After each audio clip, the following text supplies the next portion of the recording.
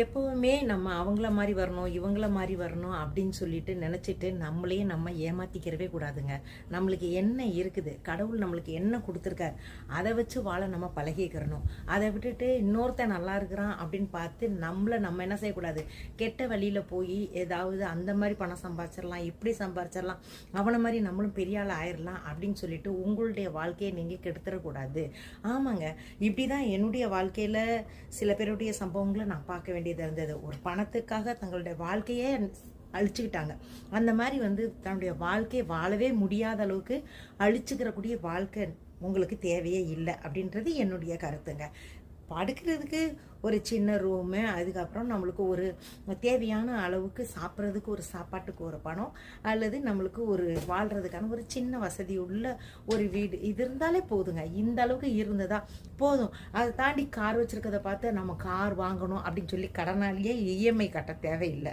அதுக்கப்புறம் இன்னொருத்தன் வீடு வச்சுருக்கான், நம்ம ஒரு ரூமில் தானே படுத்துக்கிட்டு இருக்கிறோம், இன்னொருத்தன் வீட்டில் ஒரு 3 ரூம் 4 ரூம் வச்சு அவன் பெட்ரூம் வச்சு படுத்துட்டு இருக்கிறானே அப்படின்னு சொல்லிட்டு இவன் ஒரு ரூம்லேயே இந்த குடும்பத்தில் இருக்கிற 4 பேரும் படுத்துடலாம். ஆனால் ஒவ்வொருத்தருக்கு தனித்தனி பெட்ரூம் வேணும் அப்படின்னு சொல்லி கடன் வாங்கி அந்த வீட்டை கட்டி இஎம்ஐ அந்த வீட்டுக்கு கட்ட வேண்டிய தேவையில்லை. உண்மையிலேயே இந்த ஒரு ரூமில் 4 பேர் படுத்த அந்த தூக்கம் உண்மையிலேயே 4 பெட்ரூம் இருக்கும். தனித்தனியாக படுக்கிறப்ப உண்மையிலேயே தூக்கம் வராமல் போகும். ஏன் அப்படின்னு கேட்டிங்கன்னா இஎம்ஐ கட்டணுமே மாதம் மாதம்.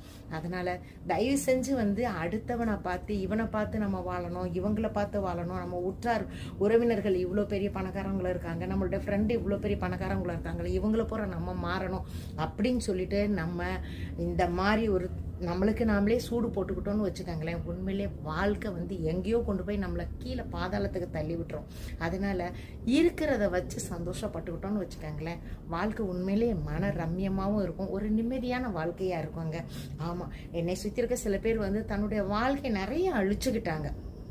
இந்த மாதிரி பணத்தை தேடி ஓடி இருக்கிற வாழ்க்கை ஒரு சந்தோஷமான வாழ்க்கை, அதை விட்டு போட்டு அவங்க இந்த பணத்தை சம்பாதிக்கிறதுக்காக ஓடி ஓடி ஓடி ஓடி ஓடி தங்களோட வாழ்க்கையை அழிச்சுக்கிட்டவங்க சில பேரை நான் பார்த்துருக்குறேன். அதனால தான் சொல்கிறேன், தேவையான அளவுக்கு பணம் சம்பாதிச்சா போதும். நம்மளுக்கு இவ்வளோதான் அப்படின்றது, எவ்வளோதான் ஒரு மண்ணில் உருண்டாலும் நம்ம உடம்புல என்ன எவ்வளோ தடவி இருக்கோ அந்த அளவுக்கு தாங்க மண் கொட்டும்.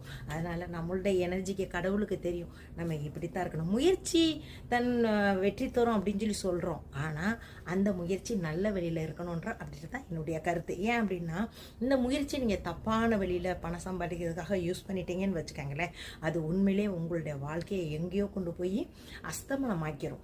அதனால தயவு செஞ்சு நீங்கள் உங்களுக்கு கொடுத்துருக்க இதுதான் நம்மளுடைய வாழ்க்கை, இதுதான் நம்மளுடைய லைஃப் ஸ்டைல், இப்படித்தான்